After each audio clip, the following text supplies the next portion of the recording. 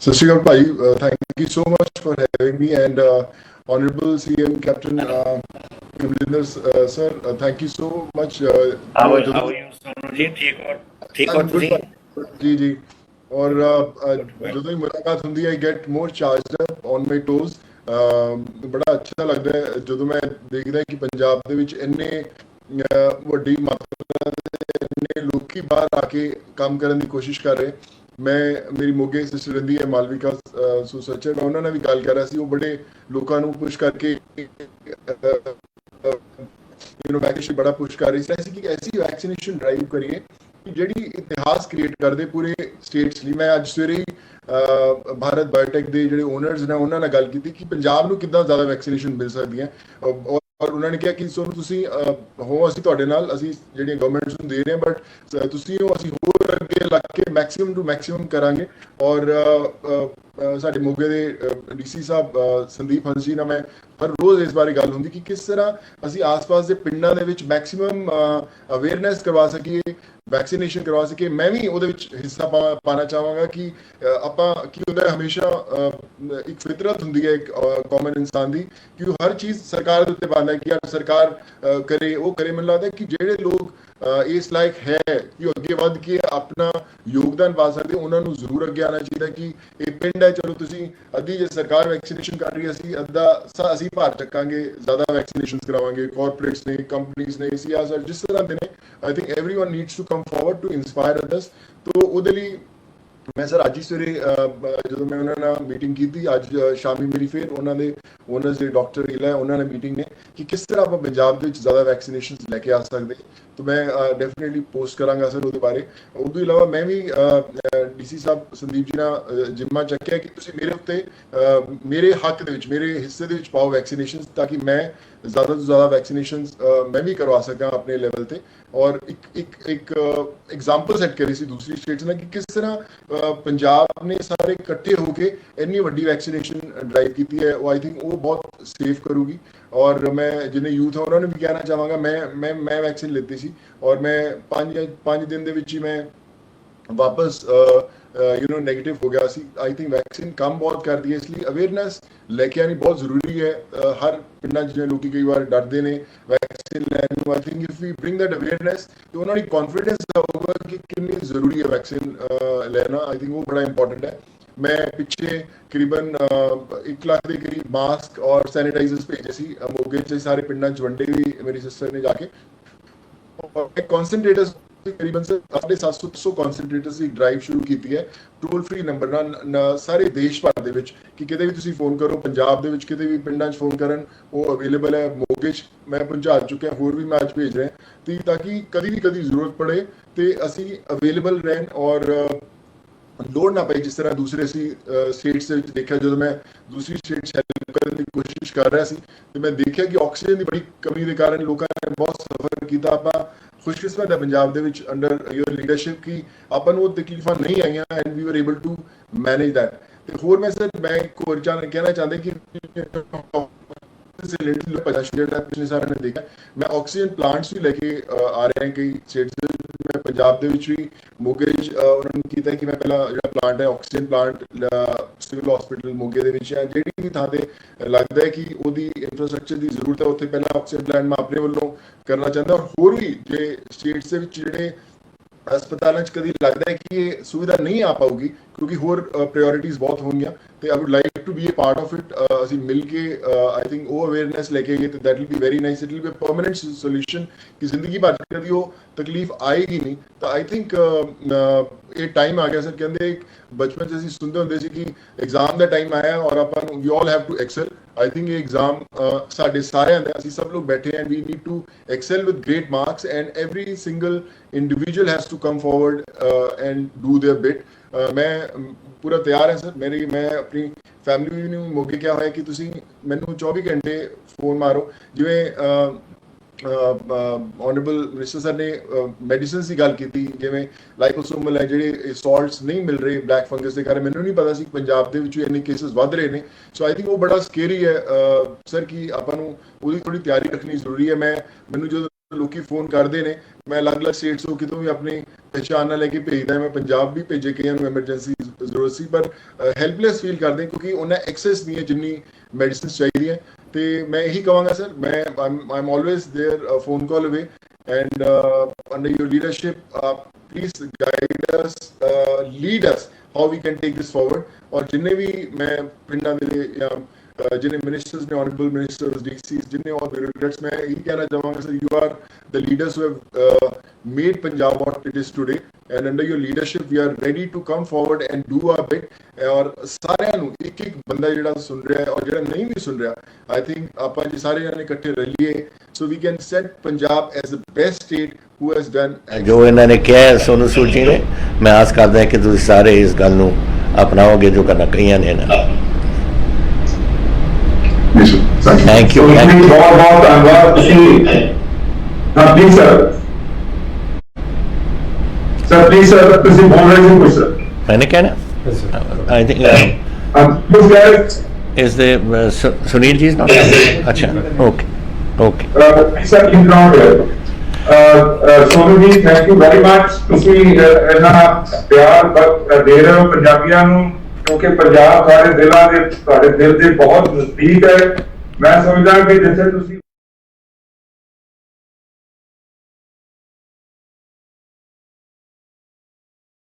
ਗੱਲ ਪਹਿਲੀ I think is the Sunil ji okay sir keep not here। Sonu ਜੀ, thank you very much. ਤੁਸੀਂ ਇਹਨਾਂ ਪਿਆਰ ਦੇ ਰਹੇ ਹੋ ਪੰਜਾਬੀਆਂ ਨੂੰ, ਕਿਉਂਕਿ ਪੰਜਾਬ ਤੁਹਾਡੇ ਦਿਲਾਂ ਦੇ, ਤੁਹਾਡੇ ਦਿਲ ਦੇ ਬਹੁਤ ਨਜ਼ਦੀਕ ਹੈ। ਮੈਂ ਸਮਝਦਾ ਕਿ ਜਿੱਥੇ ਤੁਸੀਂ ਵੈਕਸੀਨੇਸ਼ਨ ਦੀ ਸਾਰੀ ਗੱਲਬਾਤ ਕਰ ਰਹੇ ਹੋ, ਜੇ ਤੁਸੀਂ 10 ਦਿਨਾਂ ਬਾਅਦ ਇੱਕ ਵਾਰੀ ਪੰਜਾਬ 'ਚ ਚੱਕਰ ਅਲੱਗ-ਅਲੱਗ ਜ਼ਿਲ੍ਹਿਆਂ 'ਚ ਮਾਰੋ ਤੇ ਸਾਨੂੰ ਵੈਕਸੀਨੇਸ਼ਨ ਦੀ ਲੋੜ ਹੀ ਨਹੀਂ ਪੈਣੀ, ਲੋਕਾਂ ਨੂੰ ਠੀਕ ਹੋ ਜਾਣਾ ਤੁਹਾਡੇ ਪਿਆਰ ਦੇ ਨਾਲ, ਆਪਣੇ ਆਪ 100% ਵੈਕਸੀਨੇਸ਼ਨ। ਸਾਡੇ ਹੈਲਥ ਮਿਨਿਸਟਰ ਸਾਹਿਬ ਬਲਬੀਰ ਜੀ, ਸਪੋਰਟਸ ਮਿਨਿਸਟਰ ਸਾਹਿਬ ਐਂਡ ਬਾਕੀ ਮੈਨੂੰ ਦਿਖ ਨਹੀਂ ਰਹੇ, ਲੇਕਿਨ ਕਈ ਮਿਨਿਸਟਰ ਸਾਹਿਬਾਨ ਹੈ ਇਹਦੇ ਉੱਪਰ, ਕਈ ਮੇਰੇ ਐਮਐਲਏ ਸਾਥੀ ਹੈ ਇਹਦੇ ਉੱਪਰ, ਬਿਰਿੰਦਰ ਆਪਣੇ ਯੂਥ ਕਾਂਗਰਸ ਦੇ ਪ੍ਰੈਜ਼ੀਡੈਂਟ ਸਾਹਿਬ, ਔਰ ਸਾਰੇ ਹੀ ਚੀਫ ਸੈਕਟਰੀ ਸਾਹਿਬਾ, ਆਫਿਸਰ ਸਾਹਿਬਾਨ ਜੋ ਵੀ ਇਸ ਕੋਰੋਨਾ ਦੇ ਜੰਗ ਦੇ ਵਿੱਚ ਸ਼ਾਮਲ ਹੈ, ਸਾਰਿਆਂ ਨੂੰ ਮੈਂ ਧੰਨਵਾਦੀ ਹਾਂ ਕਿ ਅੱਜ ਤੁਸੀਂ ਅੱਜ ਦੇ ਦਿਹਾੜੇ 'ਚ ਤੁਸੀਂ ਇਹਦੇ 'ਚ ਆਏ ਹੋ। ਇਹ ਜਿਹੜਾ ਅੱਜ ਦਾ ਆਪਣਾ ਇਹ ਫੰਕਸ਼ਨ ਹੈ, ਇਹ ਹੈ ਆਪਣੇ ਯੂਥ ਨੂੰ ਅੱਗੇ ਲਾਉਣਾ। ਸਾਡੇ ਨੌਜਵਾਨ ਉਹ ਅੱਗੇ ਲੱਗਣ ਔਰ ਇਸ ਲੜਾਈ ਦੇ ਵਿੱਚ ਸਾਥ ਦੇਣੇ। ਪਹਿਲੀ ਵਾਰ ਨਹੀਂ, ਪਿਛਲੀ ਵਾਰ ਵੀ ਤੁਸੀਂ ਜਦੋਂ ਤੁਹਾਡਾ ਪਹਿਲਾ ਫਤਿਹ 1 ਸੀ, ਉਹਦੇ ਵਿੱਚ ਇੱਕ ਤਕਰੀਬਨ 2 ਲੱਖ NSS ਦੇ ਵੋਲੰਟੀਅਰਸ, 13,857 ਪਿੰਡਾਂ ਦੇ club, 600 red ribbon club, 350 college school youth club ਔਰ NCC ਵੋਲੰਟੀਅਰਸ ਵਗੈਰਾ ਨੇ ਹਿੱਸਾ ਪਾਇਆ ਸੀ। ਔਰ ਆਪਾਂ ਉਸ ਸਮੇਂ ਜਿਹੜਾ ਆਇਆ ਸੀ ਉਹਨੂੰ ਥੋੜ੍ਹਾ ਕਾਬੂ ਕੀਤਾ ਆਪਾਂ ਨੇ, ਜੋ ਕੋਰੋਨਾ 1 ਆਈ ਸੀ। ਕਿਸੇ ਨੂੰ ਨਹੀਂ ਪਤਾ ਸੀ ਕਿ ਦੁਬਾਰਾ ਇਹ ਕੋਰੋਨਾ ਨੇ ਉੱਠਣਾ ਹੈ। ਇਸ ਬਿਮਾਰੀ ਦਾ ਤਾਂ ਦੁਨੀਆ ਦੇ ਵਿੱਚ ਨਹੀਂ ਕਿਸੇ ਨੂੰ ਪਤਾ ਕਿ ਕਿਸ ਕਿਸਮ ਦੀ ਬਿਮਾਰੀ ਔਰ ਕੈਸੇ ਚੱਲਦੀ ਹੈ, ਲੇਕਿਨ ਜੋ ਪਤਾ ਲੱਗ ਰਿਹਾ ਹੈ ਕਿ ਉੱਪਰ ਕਦੇ ਸਪਾਈਕ ਹੋ ਜਾਂਦੀ ਹੈ, ਕਦੇ ਫਿਰ ਨੀਚੇ ਨੂੰ ਆ ਜਾਂਦੀ ਹੈ, ਫਿਰ ਸਪਾਈਕ ਹੋ ਜਾਂਦੀ ਹੈ। ਤਾਂ ਇਹ ਸਿਸਟਮ ਕੁਝ ਚੱਲ ਰਿਹਾ। ਇਹ ਇੱਕ ਵਾਇਰਸ ਹੈ ਔਰ ਅੱਜ ਵੀ ਡਾਕਟਰ ਨੂੰ ਇਸ ਨੂੰ ਸਮਝ ਨਹੀਂ ਆ ਰਹੀ ਕਿ ਇਹ ਫਾਈਨਲੀ ਕੈਸੇ ਇਹਨੂੰ ਕੰਟਰੋਲ ਕਰਾਂਗੇ। ਸੋ ਆਪਣਾ ਫਿਰ ਡਿਊਟੀ ਬਣਦੀ ਹੈ ਕਿ ਜਿਹੜੀਆਂ ਡਾਕਟਰ ਸਾਨੂੰ ਦੱਸਦੇ ਨੇ ਕਿਸ ਤਰੀਕੇ ਨਾਲ ਆਪਾਂ ਕੁਝ ਕੰਟਰੋਲ ਕਰ ਸਕਦੇ ਹਾਂ, ਉਹ ਆਪਾਂ ਨੂੰ ਕਰਨਾ ਚਾਹੀਦਾ। ਪਹਿਲਾਂ ਤਾਂ ਵੈਕਸੀਨੇਸ਼ਨ ਡਰਾਈਵਸ ਨੇ, ਉਸ ਤੋਂ ਪਹਿਲਾਂ ਵੈਕਸੀਨੇਸ਼ਨ ਤੋਂ ਪਹਿਲਾਂ ਆ ਗਈ ਸੀ ਸਾਡੇ ਸੋਸ਼ਲ ਡਿਸਟੈਂਸਿੰਗ, ਹੱਥ ਧੋਣੇ, ਮਾਸਕ ਪਾਉਣੇ ਵਗੈਰਾ, ਤਾਂ ਕਿ ਇਸ ਨੂੰ ਆਪਾਂ ਰੋਕ ਸਕੀਏ। ਔਰ ਪਿਛਲੀ ਵਾਰ ਆਪਾਂ ਨੇ ਸਖਤੀ ਕੀਤੀ, ਉਹ ਰੁਕਿਆ। ਫਿਰ ਇਹ ਦੂਜਾ ਸਪਾਈਕ ਆਇਆ ਔਰ ਇਹ ਚੜ੍ਹ ਗਿਆ ਸੀ 9,800 ਦੇ ਕੇਸ ਡੇਲੀ ਹੋਣ ਲੱਗੇ ਸੀ। 9,800 ਆਪਣੀ ਪੀਕ ਤੇ ਪਹੁੰਚੀ ਸੀ। ਅੱਜ ਮੈਨੂੰ ਖੁਸ਼ੀ ਹੈ ਕਹਿੰਦੇ ਕਿ 9,800 ਤੋਂ ਲੈ ਕੇ ਅਸੀਂ ਹੁਣ 4,124 ਤੇ ਕੱਲ ਸ਼ਾਮੀ ਤੱਕ ਇਹ ਪਹੁੰਚ ਗਿਆ। ਮਤਲਬ ਡਾਊਨ ਨੂੰ, ਨੀਚੇ ਨੂੰ ਆ ਰਿਹਾ ਸਭ ਕੁਝ। ਨੀਚੇ ਕਿਉਂ ਆ ਰਿਹਾ? ਕਿਉਂਕਿ ਸਾਰੇ ਹਿੱਸਾ ਪਾ ਰਹੇ ਨੇ। ਅੱਜ ਵਰਿੰਦਰ ਜੀ ਨੇ ਤੇ ਸੋਢੀ ਸਾਹਿਬ ਸਾਰੇ ਕਹਿੰਦੇ ਨੇ ਕਿ ਮੇਰੀ ਮੈਂ ਕਰਵਾ ਰਿਹਾ, ਮੈਂ ਕੁਝ ਨਹੀਂ ਕਰਵਾ ਰਿਹਾ, ਮੈਂ ਤਾਂ ਸਾਰਿਆਂ ਦੇ ਨਾਲ ਇੱਕ ਹੈ। ਇਹ ਜਦੋਂ ਤਾਈਂ ਸਾਰਾ ਪੰਜਾਬ, ਸਾਰੇ ਬਜ਼ੁਰਗ, ਸਾਰੇ ਬੱਚੇ, ਸਾਰੇ ਸਾਡੇ ਅਫਸਰ ਸਾਹਿਬਾਨ, ਸਾਡੇ ਮੁਲਾਜ਼ਮ ਸਭ ਇਕੱਠੇ ਹੋ ਕੇ ਇਸ ਜੰਗ 'ਚ ਨਹੀਂ ਪੈਂਦੇ, ਇਹਨੂੰ ਕਾਬੂ ਨਹੀਂ ਕਰ ਸਕਦੇ ਆਪਾਂ। ਔਰ ਤਾਂ ਹੀ ਮੈਂ ਅੱਜ ਆਪਣੇ ਯੂਥ ਨੂੰ ਅੱਜ ਬੇਨਤੀ ਕਰਨ ਆਇਆ, ਕਿਉਂਕਿ ਤੁਸੀਂ ਥੋੜ੍ਹੇ ਹਿੰਮਤ ਹੈ, ਤੁਸੀਂ ਇਹ ਕਰ ਸਕਦੇ ਹੋ, ਤੁਸੀਂ ਜਾ ਕੇ ਭੱਜ ਸਕਦੇ ਹੋ ਆਪਣੇ ਪਿੰਡਾਂ ਦੇ ਵਿੱਚ। ਪਿਛਲੀ ਵਾਰ ਪਿੰਡਾਂ 'ਚ ਘਟ ਗਿਆ ਸੀ, ਸ਼ਹਿਰਾਂ 'ਚ ਜ਼ਿਆਦਾ ਸੀ, ਐਤਕੀ ਪਿੰਡਾਂ ਦੇ ਵਿੱਚ ਵੀ ਫੈਲ ਗਈ। ਔਰ ਇਹ ਪਤਾ ਨਹੀਂ ਇਹ ਸੈਕੰਡ ਹੁਣ ਆਪਣੇ ਫਤਿਹ 2 ਹੈ, ਆਈ ਹੋਪ ਫਤਿਹ 2 ਹੀ ਰਹਿ ਜਾਊਗਾ ਕਿ ਤੀਜਾ ਸਪਾਈਕ ਨਾ ਕੋਈ ਆ ਜਾਏ, ਪਰ ਆਪਾਂ ਨੂੰ ਤਿਆਰੀ ਸਾਰੀ ਰੱਖਣੀ ਪਊ।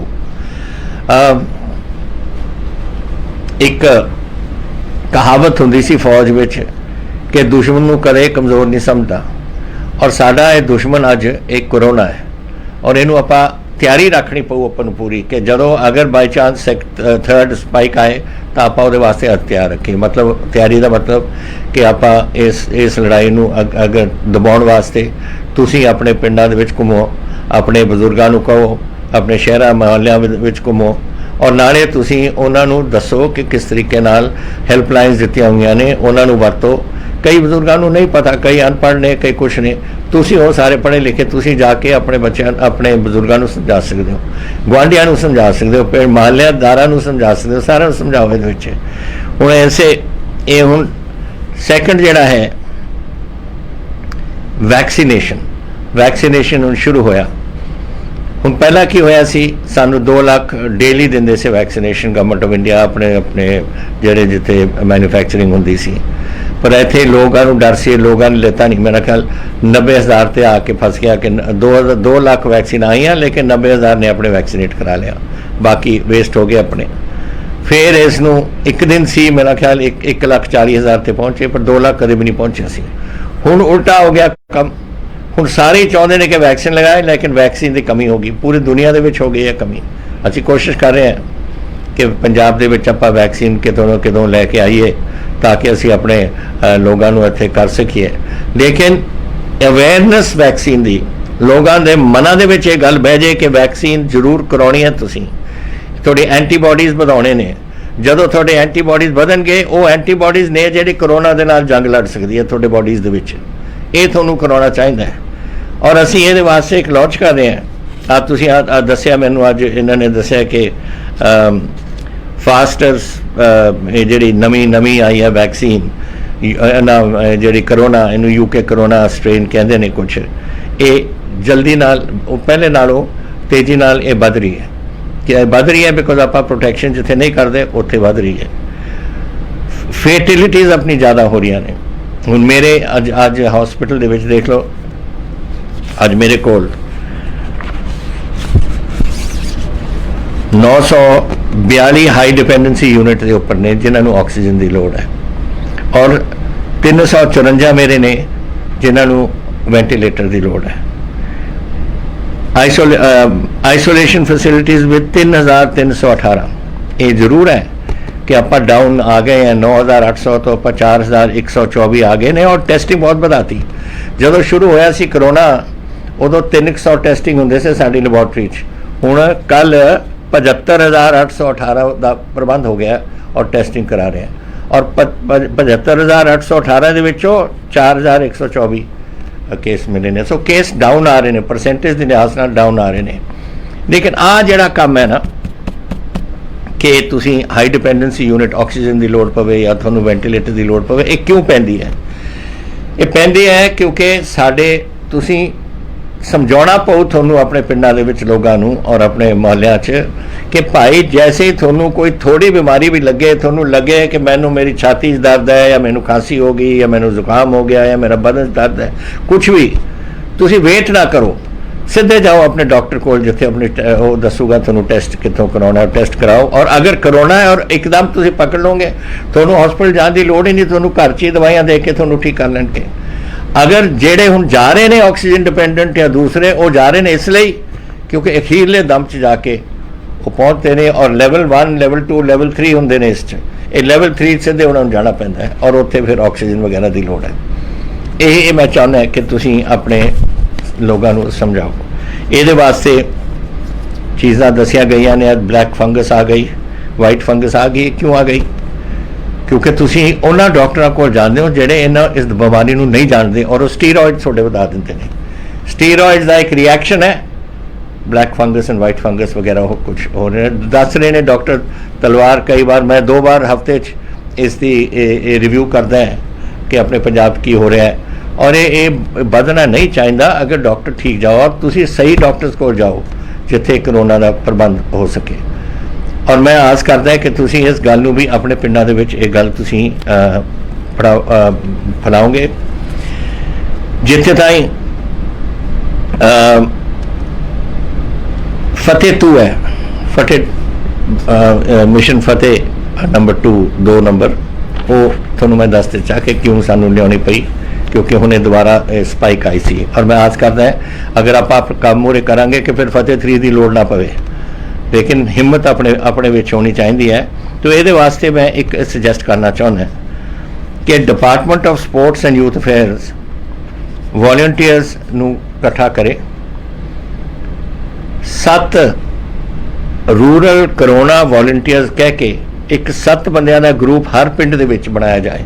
ये मिनिस्ट्री ऑफ स्पोर्ट्स कर सकते हैं, सोडी साहब की मिनिस्ट्री, और जेड़े मौजूदा क्लब ने उन्होंने भी तुसी इसनू कोरोना वॉलंटियर्स बना सकते हो। और वो बना के वो 7 मैंबर का ग्रुप अपने पिंडों के विच घूमे। तुसी अगे बच्चों नूं होरां नूं जोड़ो, अपने साथियों नूं जोड़ो, अपने जेड़ी बीबियां ने जो अपने बेटे ने बेटियां ने सब नूं जोड़ो विच, और उन्होंने कहो कि इस काम च आपां ने करना है। ठीक नहीं पहले मैं एक बेनती की सी, लोग लाउण लगे। मैं बड़िया तस्वीरें देखिया ने पिंड हुण पिंडों के लोगों बाहरों जिन्होंने कोरोना है और टेस्ट नहीं होए उन्होंने अपने पिंडों से नहीं जान देंगे। ये बड़ी जरूरी है। आइसोलेशन इस बीमारी को बाहर रखी आप, ये जरूरी है। और इन्हों जेडे अपने रूरल कोरोना वॉलंटियर्स ने इन्हों अपने टॉर्च बेरर्स मतलब मिसाल चक्कण वाले जेडे सामने जाके अपना इत्थे इस काम च लगन, एक तो ये। और ये उन्होंने एम्फसाइज करना चाहिए टेस्ट करो, जैसे मैं थोड़ा दसिया, जिथे फिर अगर कोई पॉजिटिव निकलिया वो किनू मिले उन्होंने ट्रेस करो कि जाके देखो कि किनू मिले उन्होंने भी टेस्ट करो, और फिर जेड़े कोविड पॉजिटिव ने ट्रीट करो। 3 T's test, trace and treat. ये चीज़ा अगर आप कर सकिए तो तुसी देखो ये अपने पिंड और मोहल्लियां कंट्रोल आ सकती है। जेड़े बहुत गरीब ने या बहुत बुजुर्ग ने वो अपनी जिम्मेवारी बनती है उन्होंने देखने की। मैं आस करता कि तुसी उत्ते खास करके जाके उन्होंने घरों के उन्होंने भी आही टेस्ट वगैरह करवाओ। हेल्पलाइन्स लगिया हुई ने, दवाई की कोई कमी नहीं। जिथे किसी को बीमारी होंगी है असी वो फतेह किट भेज रहे हैं जिहदे विच 22 दवाइयां ने, उहदे सब कुछ है, थर्मोमीटर्स भी हैं, ऑक्सीजन मीटर्स भी हैं, सब कुछ उहदे विच है।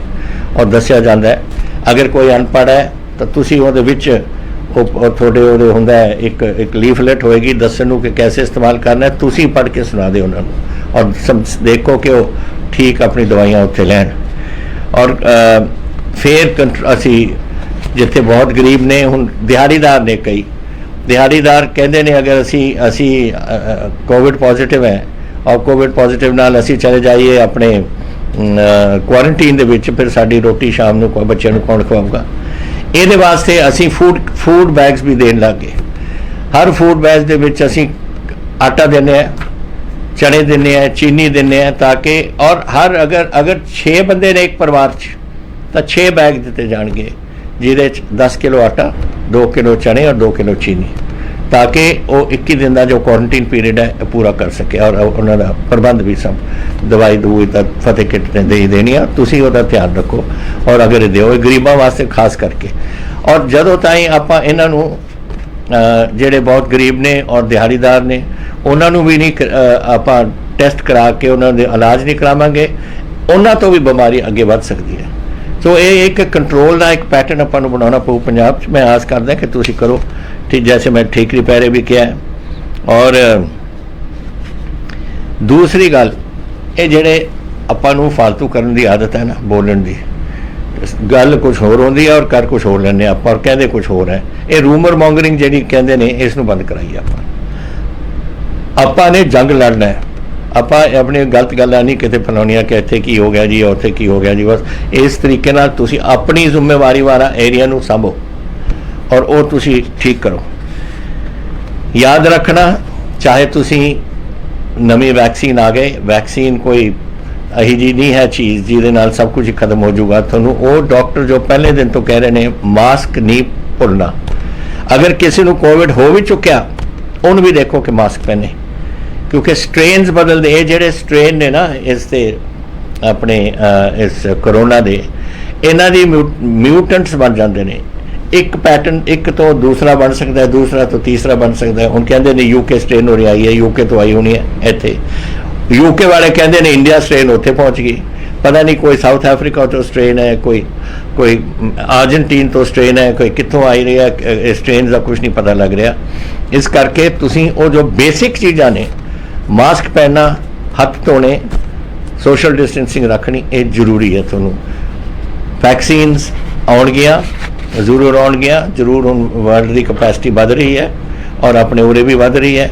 ਇਸ ਵੇਲੇ ਨਹੀਂ ਸਾਨੂੰ ਮਿਲਦੀਆਂ ਜਿੰਨੀਆਂ ਚਾਹੀਦੀਆਂ ਨੇ, ਲੇਕਿਨ ਕਰਨੀਆਂ ਚਾਹੀਦੀਆਂ ਨੇ ਔਰ ਪ੍ਰਮੋਟ ਕਰਨੀ ਚਾਹੀਦੀਆਂ। ਦੇਖੋ ਮੈਂ ਇਹ ਬੈਜ ਪਾਇਆ ਹੋਇਆ ਹੈ, ਇਹਦਾ ਮਤਲਬ ਕੀ ਹੈ ਬੈਜ ਦਾ? ਔਰ ਇਹ ਬੈਜ ਅਸੀਂ ਸਾਰੇ ਭੇਜ ਰਹੇ ਹਾਂ ਆਪਣੇ ਤੁਹਾਡੇ ਕੋਲ, ਤਾਂ ਕਿ ਤੁਸੀਂ ਆਪਣੇ ਪਿੰਡਾਂ ਦਿਖਾ ਦਿਓ। ਇਹਦਾ ਮਤਲਬ ਕਿ ਮੈਂ ਵੈਕਸੀਨੇਸ਼ਨ ਲਿੱਤੇ ਨੇ ਔਰ ਤੁਹਾਡੇ ਮੈਂ ਦੇ ਰਿਹਾ ਤੁਹਾਡੇ ਵਾਸਤੇ। ਹਰ ਦੇਖੋ ਗੱਡੀ ਦੇ ਵਿੱਚ ਲਗਵਾਓ ਤੁਸੀਂ। ਉਹਦੇ ਵਿੱਚ ਵੀ ਇਹ ਹੈ ਕਿ ਮਿਸ਼ਨ ਫਤਿਹ, ਔਰ ਉਹਦਾ ਮਤਲਬ ਇਹ ਹੈ ਵੈਕਸੀਨੇਸ਼ਨ ਅਸੀਂ ਲਗਵਾਇਆ ਹੈ। ਔਰ ਜਿਹੜਾ ਆਪਣੀ ਗੱਡੀ 'ਚ ਲਗਵਾਇਆ, ਇਹਦੇ ਨਾਲ ਦੂਜੇ ਬਾਤ ਦੇਖ ਕੇ ਵੀ ਸਮਝ ਸਕਦੇ ਨੇ ਕਿ ਇਸ ਗੱਡੀ 'ਚ ਵੈਕਸੀਨ ਆ, ਮੈਂ ਵੀ ਜਾ ਕੇ ਆਪਣਾ ਲਗਵਾਉਣਾ। ਸੋ ਇੱਕ ਕਿਸਮ ਦੀ ਪ੍ਰਮੋਸ਼ਨਲ ਐਕਟੀਵਿਟੀ ਹੈ ਇਸ ਨੂੰ ਪ੍ਰਮੋਟ ਕਰਨ ਵਾਸਤੇ, ਵੈਕਸੀਨੇਸ਼ਨ ਪ੍ਰਮੋਟ ਕਰਨ ਵਾਸਤੇ। ਮੈਂ ਆਸ ਕਰਦਾ ਕਿ ਤੁਸੀਂ ਇਹ ਦਿਓਗੇ, ਲੋਕਾਂ ਦੀ ਗੱਡੀਆਂ ਚਲਾ ਦੋਗੇ ਔਰ ਤੁਸੀਂ ਆ ਵੀ ਦਿਓ ਤਾਂ ਕਿ ਉੱਥੇ ਪਹਿਨ ਲੈਣ ਔਰ ਲੋਕਾਂ ਨੂੰ ਪਤਾ ਲੱਗੇ ਕਿ ਇਹ ਵੈਕਸੀਨੇਟਡ ਬੰਦਾ ਹੈ। ਇਹ ਇਸ ਲਈ ਨਹੀਂ ਕਿ ਕੋਈ ਬਿਮਾਰੀ ਦਾ ਇਹਦੇ ਨਾਲ ਕਨੈਕਸ਼ਨ ਹੈ। ਇਹ ਸਿਰਫ ਪ੍ਰਮੋਸ਼ਨਲ ਐਕਟੀਵਿਟੀ ਹੈ ਤੁਹਾਨੂੰ ਅੱਗੇ ਵਧਾਉਣ ਵਾਸਤੇ, ਤਾਂ ਕਿ ਆਪਾਂ ਵੈਕਸੀਨੇਸ਼ਨ ਵਾਸਤੇ ਤਿਆਰ ਹੋਈਏ। ਔਰ ਜਦੋਂ ਵੈਕਸੀਨ ਆਉਣ ਲੱਗ ਜਾਣ, ਉਹ ਪਹਿਲੀ ਵਾਰ ਕੀ ਗੱਲ ਨਾ ਹੋਏ ਕਿ 2 ਲੱਖ ਵੈਕਸੀਨ ਭੇਜਤਾ ਕਿਸੇ ਨੂੰ, 90,000 ਤੋਂ ਜ਼ਿਆਦਾ ਪੰਜਾਬੀ ਤਿਆਰ ਨਹੀਂ ਹੋਏ ਲਾਉਣ ਨੂੰ। ਆਪਾਂ ਨੂੰ ਤਾਂ ਚਾਹੀਦਾ ਕਿ ਅਗਰ 2 ਲੱਖ ਆਉਣ ਤਾਂ 10 ਲੱਖ ਤਿਆਰ ਹੋਣ ਕਿ ਜੀ ਸਾਡੇ ਵੱਲ ਸਾਨੂੰ ਵੀ ਲਗਾਓ, ਸਾਨੂੰ ਵੀ ਲਗਾਓ। ਔਰ ਉਹ ਹੈ ਪ੍ਰਮੋਸ਼ਨਲ ਵਰਕ, ਉਹ ਤੁਹਾਨੂੰ ਇਹ ਸੋਚਣਾ ਪਊ।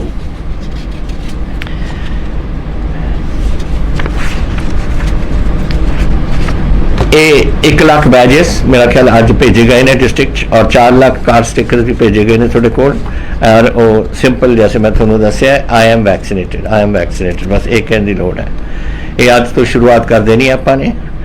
ਔਰ ਮੈਂ ਇੱਕ ਲਾਸਟ ਵਿੱਚ, ਤੁਸੀਂ ਮੇਰੇ ਬੱਚੋ, ਤੁਸੀਂ ਮੇਰੇ ਸਾਰੇ ਮੇਰੇ ਬੇਟੀਆਂ ਬੇਟੇ ਹੋ ਰਹੇ ਹੋ, ਸੁਣਦੇ ਹੋ।